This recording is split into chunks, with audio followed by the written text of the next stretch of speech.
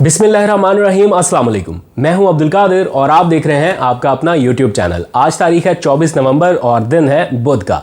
अब से कुछ देर बाद जब आप ये व्लॉग देख रहे होंगे तो यकीनन तारीख बदल चुकी होगी, क्योंकि आज का व्लॉग रिकॉर्ड करने में मुझे थोड़ी सी ताख़ीर हो गई। क्यों हुई उसकी वजह मैं कुछ ही देर में आपको बताता हूं, लेकिन मैंने बड़ी कोशिश की कि ये व्लॉग मैं स्टूडियो पहुंचकर ही रिकॉर्ड करूं, बिकॉज़ कुछ चीज़ें ऐसी थी जो मैं एडिटिंग के ज़रिए आपके साथ शेयर करना चाहता था, यानी प्रॉपर एडिटिंग के थ्रू आपको समझाना चाहता था। कुछ अहम एविडेंस हैं, लेकिन अनफॉर्चुनेटली ऐसा हो नहीं सका, तो कोशिश करूंगा कि ऐसे ही इस मामले को आपके साथ शेयर करूं।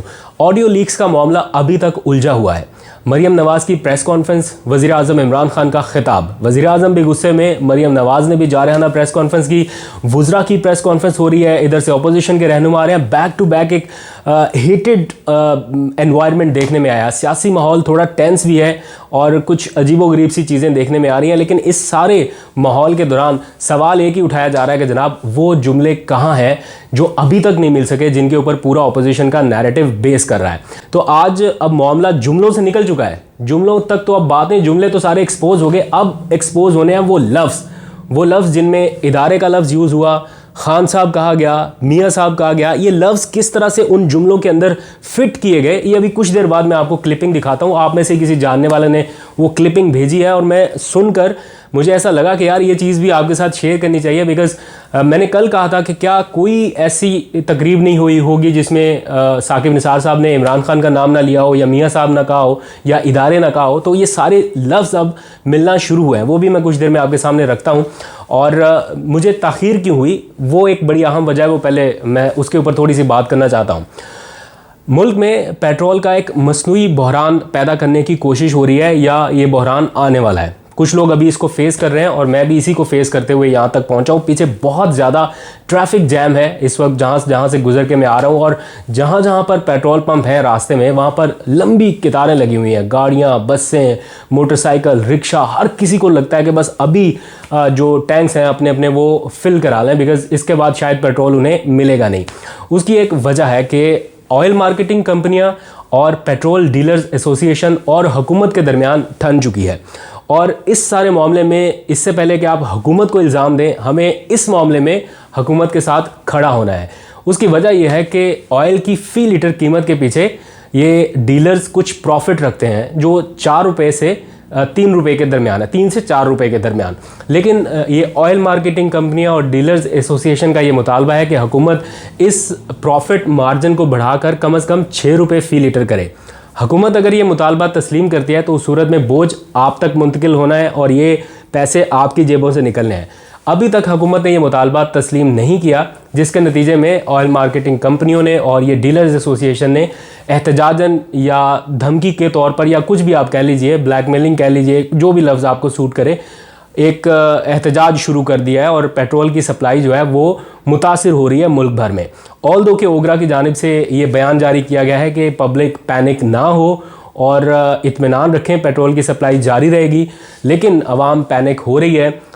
ये भी बताया गया है कि जो इन्फोर्समेंट टीमें हैं वो ग्राउंड में उतार दी गई हैं, लेकिन मुझे अभी तक ऐसा कोई इन्फोर्समेंट वाला अमला नज़र नहीं आया। जहाँ से मैं ख्वार होकर यहाँ तक पहुँचा हूँ तो काफ़ी टाइम लगा है यहाँ पहुँचने में।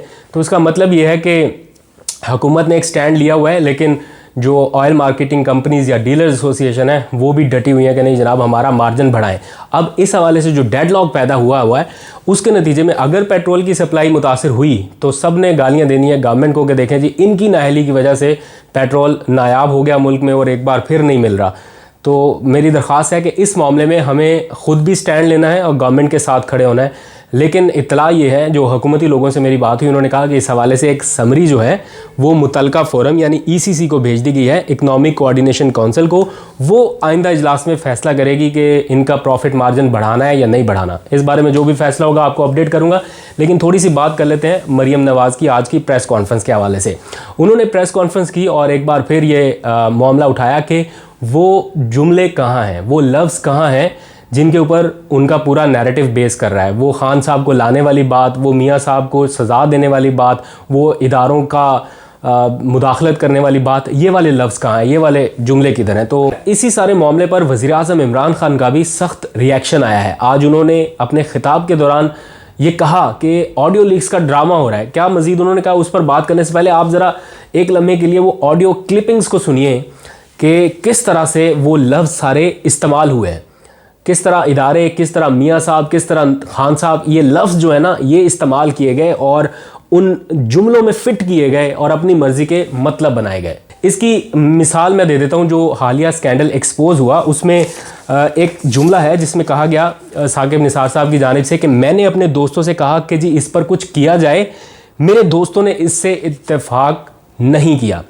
ये जो नहीं का लफ्ज़ है ये बाद में ऐड किया गया। जो ओरिजिनल वीडियो है उसमें कहा गया कि इत्तेफाक किया गया, लेकिन जो एडिट की गई उसमें नहीं का लफ्ज़ ऐड किया गया। इसी तरह कुछ लफ्ज़ों को जब शामिल किया गया तो जुमलों के पूरे पूरे मानी तब्दील हुए। अब ये जो 2-3 लफ्ज़ थे, हमारे इदारे, मियाँ साहब, खान साहब, ये वाले जो लफ्ज़ थे इनको ढूंढ ढूंढ कर कुछ फ़िक्रों में फिट किया गया। और तल्ख ज़रूर है कि हमारे इदारे को बदनाम, साफ पानी का अस्पतालों में मियाँ साहब उस कमरे में क्या वाक़यात हुए, किस तरह से बात हुई, उन्हें पूछा गया। खान साहब ने बड़े प्यार से कहा, खान साहब ने बड़े प्यार। जब मरियम नवाज़ साहिबा ये प्रेस कॉन्फ्रेंस कर रही थी किसी और की ऑडियो लीक के हवाले से, तो हमारे एक दोस्त है शाकिर अब्बासी, उन्होंने सवाल पूछा उनसे कि आप ज़रा बताइए कि आपकी भी एक ऑडियो लीक हुई है जिसमें आपने कुछ चैनल्स के इश्तिहारात रोकने के हवाले से हुक्म दिया। तो उन्होंने कहा कि मैं मुकरूँगी नहीं इस बात से। उन्हें लगा कि मैं को बहुत सॉलिड किस्म का स्टैंस ले रही है। उन्होंने कहा जी मेरी ऑडियो है, लेकिन अभी किसी और मामले पर हम बात कर रहे हैं, तो उसी के ऊपर रहे हैं, यानी साकिब निसार साहब की ऑडियो के मामले पर रहे। तो अर्ज़ ये है कि अगर उन्होंने इस चीज़ का एतराफ़ किया तो एक लम्हे के लिए भी शर्मिंदगी उनके चेहरे पे नहीं नज़र आई। ना शर्मिंदगी, ना माजरत, ना लहजे में कोई नरमी। मतलब आपने इस्तेहसाल किया सहाफ़ियों का, मुआशी कत्ल करने के मुतरादिफ है। मैं बतौर एक सहाफ़ी प्रोटेस्ट करता हूँ इस बात पे कि आपने मेरे चैनल को, मैं बाकियों के भी साथ हूँ जिनके इश्तिहारात रोके, लेकिन मैं भी उनमें से उस एक चैनल का हिस्सा था जिसके इश्तिहारात रोके गए, और जबकि ये बात है मैं उस वक्त से उस चैनल में हूँ। तो बतौर सहाफ़ी मेरा तो एहतजाज बनता है, और मैं उन सहाफ़ियों से भी पूछता हूँ, उन जो बड़े कद के लोग हैं, जो बड़े एंकर्स हजरात हैं, जो आज़ादी सहाफ़त के बहुत बड़े चैम्पियंस बनते हैं और एक एक चीज़ को, इनकी चीज़ों को पूरा नैरेटिव बना के आगे चलते हैं। आप में है हिम्मत इस सारे मामले को कंडेम करने की, आप करें। वो किधर है ट्विटर ब्रिगेड पूरा PMLN का, वो आए ना अब आके तरदीद करे, इसकी मजम्मत करे। बल्कि तरदीद तो क्या करनी, अब तो प्रूव हो गया ना, उन्होंने तस्दीक कर दी इसकी। किसी ने मजम्मत की है अभी तक? अगर किया तो बहुत अच्छी बात है, मैं सबके ट्विटर जाके नहीं देखे, लेकिन अगर नहीं की तो ज़रा सी आप भी शर्म कर लें और इस बात की मजम्मत करें कि आप भी जर्नलिस्ट हैं। यहाँ पर मेरे 2 अहम सवालात हैं। नंबर 1 कि अगर मरियम नवाज़ ने ये ऑर्डर दिया था इश्तिहारात रोकने का, तो किस कैपेसिटी में? जब भी उनके ऊपर ट्रायल की बात होती है तो उनका एक ही मौक़िफ़ होता है कि वो कोई सरकारी ओहदेदार नहीं रही, उनके पास किसी किस्म का कोई ओहदा नहीं रहा, इसलिए उनके ऊपर कोई क्वेश्चन नहीं उठाया जा सकता। तो आप जब पब्लिक ऑफिस होल्डर नहीं थी, आपके पास कोई पावर नहीं थी, कोई ओहदा नहीं था, तो आप किस कैपेसिटी में ये ऑर्डर्स दे रही थी इश्तिहारात रोकने के? और अगर आपने इश्तिहारात रोकने का ऑर्डर इस हैसियत में दिया कि आप कोई मीडिया सेल चला रहे थे, तो आपने तो 5 साल तक इस बात की तरदीद की कि आप कोई मीडिया सेल नहीं चला रहे। और अगर आप चला रहे थे तो अब तो डॉक्यूमेंट्स भी आ चुके हैं कि उसका खर्चा, उसके सारे अखराजात कहाँ से अदा हो रहे थे? आपकी और हमारी जेबों से, टैक्स पेयर की जेबों से। वो समरियाँ अब सामने आ गई हैं जो कैबिनेट को भेजी गई अप्रूवल के लिए कि जनाब एक मीडिया सेल बनाया जा रहा है, उसके लिए इतना बजट चाहिए, उसके लिए इतनी एलोकेशन की जाए। तो ये सब कुछ क्यों हुआ? अच्छा, सोने पर सुहागा आप सुने कि ये कह दिया गया कि जनाब ये ऑडियो जो है 2009 की है। मतलब कैलिबरी वाला मामला तो आपके सामने है ना, कि जब फ़ॉन्ट इजाद ही नहीं हुआ था उस वक्त कहा गया कि ये उस वक्त का फ़ॉन्ट बना दिया गया था कि ये जनाब तहरीर उस वक्त लिखी गई थी। खैर वो तो अभी हम वही नहीं भूले। तो अब स्टेटमेंट ये जारी की गई है कि ये मरियम नवाज़ का बयान 2009 का है। मैं इस मीडिया फील्ड में 2011 से हूँ और मुझे बहुत अच्छे से पता है कि 2011 में जिन टीवी चैनल्स के इश्तिहारात बंद करने की बात की है उनमें से 3 चैनल्स तो थे ही नहीं। अगर एक आध होगा भी, समा शायद उस वक्त हो 24 और दूसरा 92 तो 2011 में या 9 में थे ही नहीं। तो आप अगर ये स्टेटमेंट दे रही हैं कि जनाब ये बयान 2009 का था, तो 2009 में तो ये चैनल ही नहीं बना था, ना आपका 92 था और ना ही 24 था। 24 तो अभी 3, 4, 5 साल पहले शायद आया है, 4 साल पहले। तो खुदा का खौफ करें लोग कैलोरी को नहीं भूले, आपने एक से बढ़कर एक शोशे छोड़ने शुरू कर दिए।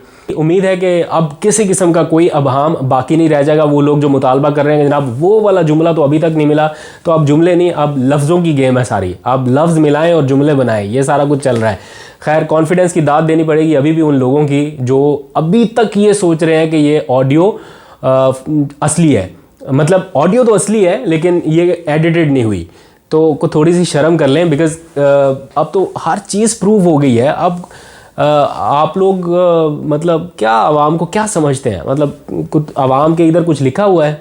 इसी सारे मामले पर वज़ीर-ए-आज़म इमरान खान ने भी अपना सख्त रद्द-ए-अमल दिया है। आज नौजवानों के कन्वेंशन से जब उन्होंने खिताब किया तो उन्होंने इस बात का जिक्र किया। उन्होंने कहा कि यहाँ पर ऑडियो लीक्स का ड्रामा हो रहा है, यहाँ पर तरह तरह की बातें बनाई जा रही हैं, बस इस बात का जवाब नहीं दिया जा रहा कि वो फ्लैट्स कहाँ से बने। मतलब हर चीज़ का जवाब देने के लिए है, लेकिन जो मेन क्वेश्चन है, जहाँ से मामला शुरू हुआ अभी भी वहीं पे है कि वो फ्लैट्स कहाँ से बने, वो पैसा कहाँ से आया। जहाँ कहते थे कि बाहर कुछ भी नहीं है, तो वो बाहर जो फ्लैट्स हैं वो फिर किसके हैं? अगर आपके नहीं है तो, अगर आपके हैं तो पैसा कहाँ से आया? ये दो सिंपल क्वेश्चन है जिसका अभी तक आंसर नहीं किया जा सका। तो ये सारा मामला इसी के पैरेलल चल रहा है, लेकिन सारी कोशिश ये की गई कि ये मामला दबाने के लिए बस मीडिया का किसी तरह से साथ हासिल किया जाए। लेकिन जो लोग फिर नहीं साथ बने आपने उनके एड्स बंद कर दिए।